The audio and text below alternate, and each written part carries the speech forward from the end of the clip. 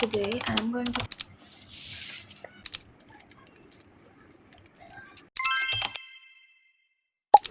আসসালামু আলাইকুম। এর আগে আমি কেমিস্ট্রি সেকেন্ড পেপারের ফাইনাল সাজেশনের একটা ভিডিও দিয়েছিলাম। এটা হচ্ছে এইচএসসি ক্যান্ডিডেটদের জন্য যাদের এক্সাম একদমই হাতের কাছে আর যারা বুঝতে পারছে না যে তাদের কোন টপিকগুলো কভার করতে হবে, এটা হচ্ছে তাদের জন্য মেইনলি বানানো। আজকে হচ্ছে আমি কেমিস্ট্রি ফার্স্ট পেপারের ফাইনাল সাজেশনটা দিব। এর আগে আমি প্রত্যেকটা চ্যাপ্টারের আলাদা আলাদা সাজেশন দিয়েছিলাম, আর এটা হচ্ছে একদম ফাইনাল সাজেশন, মানে হচ্ছে জাস্ট এই টপিকগুলো রিভাইজ দিলেই মোটামুটি হয়ে যাবে। এই টপিকগুলোর দিকে বেশি জোর দিতে হবে আর কি। So let's start our video. Okay, so we are starting from our second chapter. We are not starting from our first chapter because this chapter is not that much important. It's mainly for like admission tests. You will find like very small portion of MCQs from specific topics, so you don't have to focus and worry about this chapter at all. So start from our second chapter. ওকে, আমাদের second চ্যাপ্টারটার নাম হচ্ছে গুণগত রসায়ন। এই চ্যাপ্টারের যেই পার্টগুলো সবচেয়ে বেশি ইম্পর্ট্যান্ট বা বেশি জোর দিয়ে পড়তে হবে আমি সেই জায়গাগুলোই বলে যাব। প্রথমে হচ্ছে রাদারফোর্ডের আলফা কণা বিচ্ছুরণ পরীক্ষা। এটা হচ্ছে বেশিরভাগ ক্ষেত্রে গতে চলে আসে। এটার ক্ষেত্রে এই চিত্রটা দেওয়াটা অনেক বেশি ইম্পর্ট্যান্ট। আর এটা সবাই জানে যে রাদারফোর্ড পরমাণু মডেল, বোর পরমাণু মডেলের স্বীকার্য, এই পার্টটা হচ্ছে মাঝে মাঝে গতে বা ঘতে চলে আসে, কিন্তু এটা অতটা বেশি ইম্পর্ট্যান্ট না, রিডিং দিয়ে যাওয়া যায়। বোর পরমাণু মডেলের স্বীকার্যর ক্ষেত্রে এগুলো হচ্ছে মেইন টপিকগুলো, জাস্ট এগুলো দেখলেই হয়, অত কিছু করা লাগে না। এখানে যে ম্যাথগুলো থাকে সেটার দিকে একটু বেশি ফোকাস করতে হয়। ফর এক্সাম্পল এই পার্টটা যে কক্ষপথের ব্যাসার্ধ নির্ণয়ের রাশিমালা প্রতিপাদনটা অত বেশি আসে না, জাস্ট এই সূত্রটা মনে রাখতে হয়। এরকম প্রত্যেকটা ক্ষেত্রেই ঘূর্ণায়মান ইলেকট্রনের গতিবেগের রাশিমালা প্রতিপাদন, এটাও প্রতিপাদন লাগে না, জাস্ট এই পার্টটা মনে রাখতে হয়। এটা হচ্ছে মেইন সূত্র, আর এটা হচ্ছে প্রথম শক্তিস্তরে ঘূর্ণায়মান ইলেকট্রনের গতিবেগ। মানে এই পার্টগুলো যে ম্যাথের ক্ষেত্রে যে সূত্রগুলো ইউজ হয় এই পার্টটায় বেশি মনে রাখতে হয়। এই কোয়েশ্চেনটা যে হাইড্রোজেন পরমাণুতে একটি ইলেকট্রন থাকা সত্ত্বেও পারমাণবিক বর্ণালীতে একাধিক রেখা পাওয়া যায় না কেন, এটা হচ্ছে মাঝে মাঝে 2 মার্কের জন্য চলে আসে। এই জিনিসটা একটু খেয়াল রাখতে হবে। এই টপিকের ম্যাথগুলোর কথা আর নাই বললাম, যত প্র্যাকটিস করা যায় ততই ভালো। এই যে এরকম শক্তি প্রতিপাদন, কক্ষপথের ব্যাসার্ধ নির্ণয়ের রাশিমালা, মানে এই টপিক থেকে ম্যাথগুলো অনেক বেশি আসে, কিন্তু বেশিরভাগ ক্ষেত্রে এই ম্যাথগুলো গতে চলে আসে, তো এটা একটু দেখতে হবে। কোয়ান্টাম সংখ্যা, প্রধান কোয়ান্টাম সংখ্যা, সহকারী কোয়ান্টাম সংখ্যা, ম্যাগনেটিক কোয়ান্টাম সংখ্যা, স্পিন কোয়ান্টাম সংখ্যা, এই পার্টগুলো এটা মাঝে মাঝেই গয়ের ক্ষেত্রে চলে আসে। আর ঘতে কোয়েশ্চেন আসে MLNS এর সাহায্যে ইলেকট্রন নির্ণয়। সো এই পার্টটা দেখতে হবে। লাইক এরকম টাইপের কোয়েশ্চেন আসে যে সর্বোচ্চ ইলেকট্রন ধারণ ক্ষমতা কত, এটা হচ্ছে বেশিরভাগ ক্ষেত্রে গতে আসে। এই যে S orbital, P orbital, D orbital, এগুলো হচ্ছে জাস্ট রিডিং দিয়ে যেতে হবে। এই কোয়েশ্চেনটা সবচেয়ে বেশি ইম্পর্ট্যান্ট, যে একটু আগেই বললাম MLNS, এই চারটার মধ্যে থেকে যে কোনো দুইটা দিয়েও বলতে পারে, আবার চারটাই বলতে পারে। যেমন এরকম একটা কোয়েশ্চেন ধরো, M ও L এর মান হিসাব করে N শেলে সর্বোচ্চ অরবিটাল সংখ্যা ও সর্বোচ্চ ইলেকট্রন সংখ্যা হিসাব করো, তখন এভাবে বক্স কেটে করতে হয়। এই বক্সটা আমি এটা পেন দিয়ে করেছিলাম, কিন্তু এক্সাম হলে এটা পেন্সিল দিয়ে বক্স কেটে তারপর করতে হবে।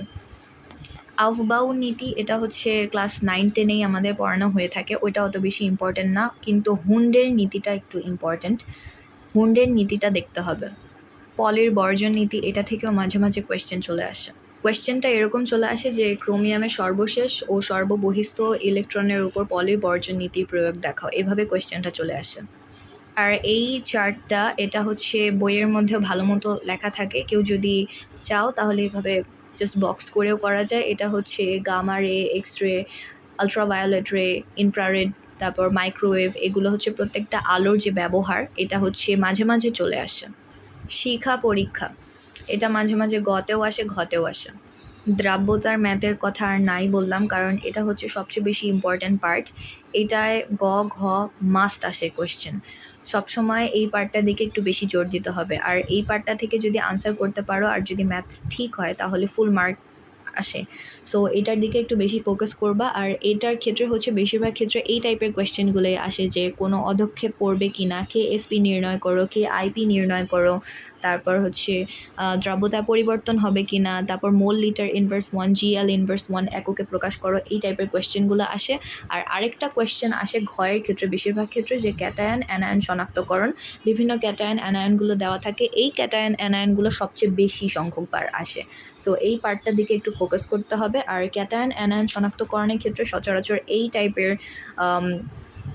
ইকুয়েশনগুলো দিতে হয়, এই যে এই টাইপের ইকুয়েশনগুলো দিতে হয়। এইটা থেকেও যদি কোয়েশ্চেনটা আনসার করতে পারো তখন কিন্তু ফুল মার্ক আসে, এখানে মার্ক কাটার কোনো পসিবিলিটি থাকে না। চ্যাপ্টার 3, মৌলের পর্যায়বৃত্ত ধর্ম ও রাসায়নিক বন্ধন। এই চ্যাপ্টারটার মধ্যে যেই পার্টগুলো ইম্পর্ট্যান্ট আমি সেগুলো বলে যাব। এই চ্যাপ্টারটা পুরোটাই হচ্ছে থিওরি পার্টের, এখানে কোনো ম্যাথমেটিক্যাল টার্ম অতটা আসে না, বেশিরভাগই হচ্ছে থিওরি পার্ট।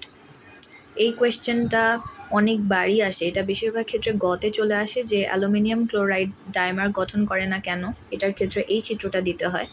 তারপর এটাই যে অ্যালুমিনিয়াম অক্সাইড একটি উভধর্মী অক্সাইড ব্যাখ্যা করো, এই কোয়েশ্চেনটাও ইম্পর্ট্যান্ট, এটার ক্ষেত্রে এই সমীকরণগুলো দিতে হয়। বিক্রিয়া আসলে গ্রুপ 14-এর ক্ষেত্রে এই দুইটা কোয়েশ্চেন অনেক বেশি ইম্পর্ট্যান্ট, যে কার্বন ডাইঅক্সাইড গ্যাস কিন্তু সিলিকা কঠিন ব্যাখ্যা করো, এটার ক্ষেত্রে হচ্ছে চিত্র দিতে হয় এভাবে যে দ্বৈতাকার গঠন। এই কোয়েশ্চেনটা মাঝে মাঝে গতে চলে আসে, আবার ঘতেও আসতে পারে। তারপর পরের কোয়েশ্চেনটা হচ্ছে CCl4 আর্দ্র বিশ্লেষণ গঠন করে না কিন্তু সিলিকা ক্লোরাইড গঠন করে, এই কোয়েশ্চেনটাও মাঝে মাঝেই চলে আসে। এই কোয়েশ্চেনটার দিকেও একটু ফোকাস করতে হবে। আর কেমিস্ট্রির ক্ষেত্রে বিক্রিয়া দেওয়াটা মাস্ট, বিক্রিয়া ছাড়া এটা ব্যাখ্যা করা পসিবল না। এই কোয়েশ্চেনটাও মাঝে মাঝে চলে আসে যে NCl5 গঠিত হয় না কিন্তু N2O5 গঠিত হয় ব্যাখ্যা করো। তারপর এই কোয়েশ্চেনটা ক্লাস 9-10-এও অনেক বেশি ইম্পর্ট্যান্ট ছিল, এটা জাস্ট রিডিং দিতে হবে যে হিরক ও গ্রাফাইট কার্বনের রূপভেদ হওয়া সত্ত্বেও হিরক বিদ্যুৎ অপরিবাহী কিন্তু গ্রাফাইট বিদ্যুৎ পরিবাহী, এই কোয়েশ্চেনটা একটু রিডিং দিয়ে যাওয়া যায় আর কি। জটিল আয়ন গঠন, এই পার্টটা অনেক বেশি ইম্পর্ট্যান্ট। আর এখানে বেশিরভাগ ক্ষেত্রে যে এই ইয়াগুলো দেখতে পাচ্ছ এগুলো থেকেই মাঝে মাঝে কোয়েশ্চেন চলে আসে, এটা বেশিরভাগ ক্ষেত্রে গতে আসে। তো এখানে আরেকটা ইম্পর্ট্যান্ট টপিক হচ্ছে অবস্থান্তর মৌলসমূহ, এটার যে কয়টা টপিক দেখতে পাবা সবগুলোই একটু রিডিং দিয়ে যাওয়াটা বেটার। জটিল আয়ন গঠনের ক্ষেত্রে এভাবে চিত্র দিয়ে ব্যাখ্যা করতে হয়, আমি পরের পেজটা দেখাচ্ছি, পরের পেজে চিত্রগুলো আছে, এভাবে চিত্র দিয়ে আঁকতে হয়। আর ট্রাই করবা চিত্রগুলো যাতে পেন্সিল দিয়ে আঁকা হয় আর গাঢ় করে যাতে করতে পারো। এই কোয়েশ্চেনটা যে রঙিন আয়ন গঠন করে কি করে না, এটা হচ্ছে মাঝে মাঝেই ঘতে চলে আসে, তখনও এভাবেই ব্যাখ্যা করতে হয়। এই পার্টটাও আমি বলবো পেন্সিল দিয়েই আঁকতে, কলম দিয়ে আঁকার দরকার নেই, আর পেন্সিল দিয়ে গাঢ় করে আঁকা ট্রাই করবা। এই যে এই কোয়েশ্চেনটাও মাঝে মাঝে চলে আসে যে অবস্থান্তর মৌলসমূহ প্রভাবন ধর্ম প্রদর্শন করে, বাট এটা অতটা বেশি ইম্পর্ট্যান্ট না। মৌলের পর্যায়বৃত্ত ধর্ম, এই পার্টটার মধ্যে হচ্ছে যতগুলো এক্সেপশনাল পার্ট থাকবে সেগুলো অনেক বেশি ইম্পর্ট্যান্ট। এটা মনে রাখবা যে কেমিস্ট্রির ক্ষেত্রে যেই জায়গায় দেখবা যে এইটা ব্যতিক্রম বা এটা এক্সেপশনাল কেন, ওই পার্টটা একটু জোর দিয়ে পড়তে হবে, কারণ ওগুলো থেকেই বেশিরভাগ টাইমে কোয়েশ্চেন চলে আসে। এই চ্যাপ্টারে আরেকটা ইম্পর্ট্যান্ট টপিক হচ্ছে সংকরায়ন বা হাইব্রিডাইজেশন, এইটার ক্ষেত্রে চিত্র দেওয়া মাস্ট। এই পার্টটা অনেক বেশি ইম্পর্ট্যান্ট, কারণ এখান থেকে সবসময় কোয়েশ্চেন চলে আসে, তখন এভাবে চিত্র দিয়ে ব্যাখ্যা করতে হয়। চিত্রগুলো গাঢ় করে আঁকা ট্রাই করবে, এটা আমি প্রতিবারই বলছি, কারণ এটা যদি চিত্র না আঁকো বা এরকম বিক্রিয়া না দিয়ে থাকো তখন কিন্তু এটা ব্যাখ্যা করা অত পসিবল হয় না। সো ট্রাই করবা চিত্রগুলো যাতে একটু সুন্দর হয় আর ভালো মতো আঁকার ট্রাই করবা আর কি। এই কোয়েশ্চেনটা বেশিরভাগ ক্ষেত্রে গতে আসে, এটা অনেক বেশি ইম্পর্ট্যান্ট বলবো আমি। এই যে সমযোজী যৌগের অণুর আকৃতির উপর মুক্ত জোর ইলেকট্রন ও তড়িৎ ঋণাত্মকতার প্রভাব, এইটাই হচ্ছে ভেসপার তত্ত্ব যেটাকে বলা হয়, সেটা হচ্ছে ব্যাখ্যা করতে হয়, এখানেও চিত্র দিতে হয়। এইটা হচ্ছে বেশিরভাগ ক্ষেত্রে গতে আসে, আবার মাঝে মাঝে ঘতেও চলে আসে, এখানে দুইটা জিনিসই ব্যাখ্যা করতে হয়। সো এই জিনিসটার দিকেও একটু খেয়াল রাখবা। পোলার আয়নটা 2 মার্কের জন্য আসে, মানে এটা হচ্ছে অনুধাবনের জন্য ইম্পর্ট্যান্ট। এটা একটা হচ্ছে ম্যাথমেটিক্যাল টার্ম থাকে কিন্তু এটা অত বেশি ইম্পর্ট্যান্ট না, এটা দেখে রাখতে পারো, কিন্তু এটা MCQ এর ক্ষেত্রে বেশি আসে। যেমন হচ্ছে পোলারিটি, তারপর হচ্ছে HF, দেন হাইড্রোজেন ক্লোরাইড, পানি, NH3, এগুলো পোলার যৌগ কিনা, এটা হচ্ছে জাস্ট পোলারিটিটা ব্যাখ্যা করতে হয় এভাবে তড়িৎ ঋণাত্মকতা পার্থক্য দিয়ে দেখাইতে হয়। এটা অতটা বেশি ইম্পর্টেন্ট না, জাস্ট এমসিকিউ এর জন্য এটা মাঝে মাঝে চলে আসে। ও এখানে আরেকটা জিনিস দেখতে হবে যে বরফের গঠন ব্যাখ্যা করো, এটা গতে মাঝে মাঝে আসে। আর হচ্ছে হাইড্রোজেন বন্ধন আর হচ্ছে সন্নিবেশ সমযোজী বন্ধন, এই দুইটা বন্ধন একটু রিডিং দিতে হবে। চ্যাপ্টার 4 রাসায়নিক পরিবর্তন, এই চ্যাপ্টারটা বলা যায় অনেকটাই ইজি।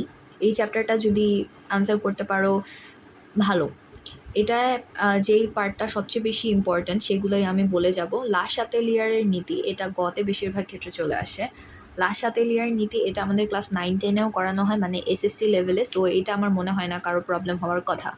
এটা জাস্ট গয়ের জন্য আসে, জাস্ট রিডিং দিলেই এনাফ। ভ্যান হফ সমীকরণ, এটা 2 মার্কের জন্যও আসে আবার 3 মার্কের জন্যও আসে।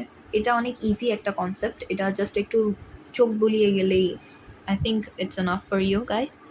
এখানে ম্যাথমেটিক্যাল পার্টের মধ্যে সবচেয়ে ইম্পর্ট্যান্ট হচ্ছে কেপি কেসি, এই জায়গাটা একদম দেখতে হবে, বিকজ এখান থেকে যদি অ্যান্সার করতে পারো, আমি সবসময় বলে থাকি যে কেমিস্ট্রির ক্ষেত্রে ওই চ্যাপ্টারগুলো আর ওই কোয়েশ্চেনগুলো অ্যান্সার করা ট্রাই করবা যেখানে ম্যাথমেটিক্যাল টার্ম থাকে। সেটা যদি তুমি ঠিকমতো অ্যান্সার করতে পারো, তোমার মার্ক কাটার কোনো পসিবিলিটি থাকবে না, তোমার সেখানে স্কোয়ারটা অনেক বেড়ে যাবে। সো ট্রাই করবা থিওরি পার্টটা যদি প্রবলেম না হয় ম্যাথমেটিক্যাল টার্মে, তখন থিওরি পার্টটা অতটা দিবা না, কারণ থিওরি পার্টে হচ্ছে মার্ক কাটার সম্ভাবনা থাকে, কিন্তু ম্যাথমেটিক্যাল টার্মে সেটা করার কোনো জায়গা থাকে না। এটা মাঝে মাঝে এরকম গতে চলে আসে, এরকম একটা সমীকরণ দেওয়া থাকে, এটার বদলে যে কোনো একটা থাকতে পারে যে এটা হতে কেপি ও কেসি এর সম্পর্ক নির্ণয় করো, তখন এভাবে প্রতিপাদন করে দেখাতে হয়। আর ম্যাথ করার ক্ষেত্রে তো এভাবে মানগুলো দেওয়াই থাকে উদ্দীপকে, তখন আর জাস্ট অত কিছু প্রতিপাদন করা লাগে না, জাস্ট হচ্ছে যেই ইয়াটা বসবে আর কি, সমীকরণটা ওভাবে জাস্ট বের করতে হয়, তারপর মানটা বসিয়ে ক্যালকুলেট করতে হয়, দ্যাটস ইট। এইখানের যে 2 নম্বর কোয়েশ্চেনটা যে কেপি ও কেসি এর মান কখনো শূন্য বা অসীম হতে পারে না, এটা 2 মার্কের জন্য অনেক বেশি ইম্পর্টেন্ট, এটা মাঝে মাঝেই চলে আসে। আর হচ্ছে আমি যেরকম বললাম যে সিকিউতে কিভাবে আসে, এরকম একটা থাকতেও পারে, বা যে আসল যে সমীকরণগুলো থাকে নাইট্রোজেন বা ক্লোরিন বা যে কোনো টাইপের সমীকরণ, সেটা দিয়েও এভাবে সিকিউয়ে থাকতে পারে। তারপর বলতে পারে যে কেপি নির্ণয় করো, কেসি নির্ণয় করো, এটার উৎপাদন বাড়াতে কী কী পদক্ষেপ নিতে হবে। এটা ঘয়ের ক্ষেত্রে লা শাতেলিয়ারের নীতি ইউজ করতে হয়, আর গয়ের ক্ষেত্রে এই ম্যাথমেটিক্যাল টার্ম। এই যে কেপি কেসি এর ম্যাথ, এইটা সবচেয়ে বেশি ফোকাস করতে হবে। এই চ্যাপ্টারে যেই কয়টা টপিক আছে আমি বলবো সবার আগে এটার দিকে ফোকাস করো, এটা করতে পারলে তোমার এক্সামে ভালো মার্ক তোলা কনফার্ম, যদি ঠিকমতো করতে পারো, ভুল হইলে তো সব শেষ। এখানে আরেকটা ম্যাথমেটিক্যাল টার্ম হচ্ছে সাম্যধ্রুবক নির্ণয়। সাম্যধ্রুবক মানে হচ্ছে কেপি কেসি, আর হচ্ছে পিএইচ স্কেল নির্ণয়, এটাও অনেক বেশি ইম্পর্ট্যান্ট, এটাও ম্যাথের ক্ষেত্রেই চলে আসে। এই যে কোয়েশ্চেনটা দেখতে পাচ্ছ যে পানির আয়নিক গুণফল হতে পিএইচ স্কেল নির্ণয়, এটা 2 মার্কের জন্যও আসে আবার গতেও চলে আসে। অ্যাসিড ও ক্ষারকের বিয়োজন ধ্রুবক, এটা হচ্ছে বেশিরভাগ ক্ষেত্রেই ঘতে আসে। ফর এক্সাম্পল যে এরকম টাইপের কোয়েশ্চেন থাকে। এখানে আরেকটা হচ্ছে দুর্বল অ্যাসিড ও দুর্বল ক্ষারকের ক্ষেত্রে অসওয়াল্ডের লঘুকরণ সূত্রটা ইউজ করতে হয়, এটা গতে আসে।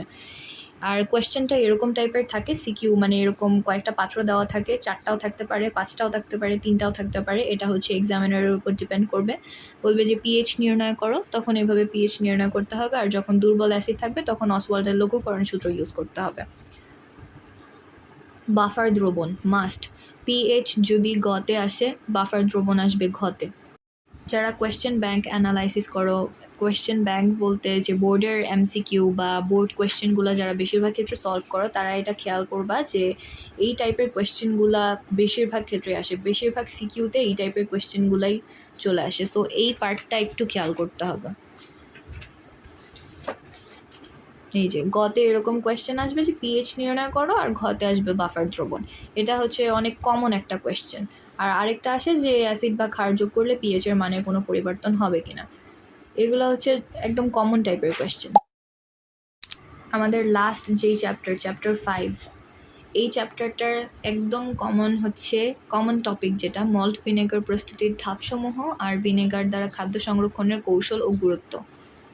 আগে তো এইটা থেকে কোয়েশ্চেনটা পড়লে, মানে এই টপিকটা পড়লেই 10 মার্ক কমন চলে আসতো। এছাড়াও যদি কেউ সেফ জোনে থাকতে চাও, আরও কয়েকটা যে প্রিজারভেটিভস আছে ওগুলোও দেখতে পারো। বাট এই টপিকটা হচ্ছে অনেক বেশি কমন, এইটাই বেশিরভাগ ক্ষেত্রে চলে আসে। আমি বলবো যে এই টপিকগুলো থেকেই বেশি ফোকাস করতে, এটা পড়লেই ইনাফ। তারপরও বাকিগুলো চাইলে দেখে রাখতে পারো যদি তোমাদের হাতে অনেক বেশি টাইম থাকে। সো এটা ছিল আজকের পুরো ভিডিও। আমি ডেসক্রিপশন বক্সে কেমিস্ট্রির সেকেন্ড পেপারের ভিডিও লিঙ্কটাও দিয়ে রাখবো, ও যাতেও তোমরা দেখে রাখতে পারো। তোমাদের এক্সামের জন্য অনেক শুভকামনা রইল। আর হচ্ছে আমি বলবো যে এই টাইমে তোমরা জাস্ট নিয়মগুলো দেখে যাবা আর বোর্ড কোয়েশ্চেনগুলো বেশি বেশি সলভ করবা, কারণ বোর্ড কোয়েশ্চেনগুলো সলভ করলে তোমাদের হাতে একটা স্পিড চলে আসবে আর কি, তখন আর বেশি ভয় লাগবে না এক্সাম হলে। এক্সাম হলে সবচেয়ে বেশি প্রবলেমটা হচ্ছে যে নিজের অ্যাংজাইটিটা কন্ট্রোল করা আর হচ্ছে নিজেকে কাম মানে অনেক শান্ত রাখা।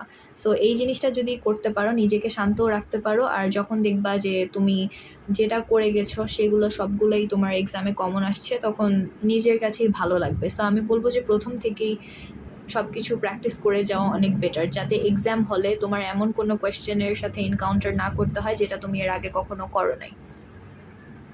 সবসময় ট্রাই করবা প্রথম থেকেই সব টাইপের কোয়েশ্চেনগুলো সলভ করে যাইতে, যেগুলো বেশি কঠিন লাগে সেগুলোর জন্য আলাদাভাবে একটা আলাদা খাতায় সবগুলো নোট করে রাখবা, যাতে এক্সামের কয়েকদিন আগে তোমার এগুলো নিয়ে মাথা ঘামাইতে না হয়।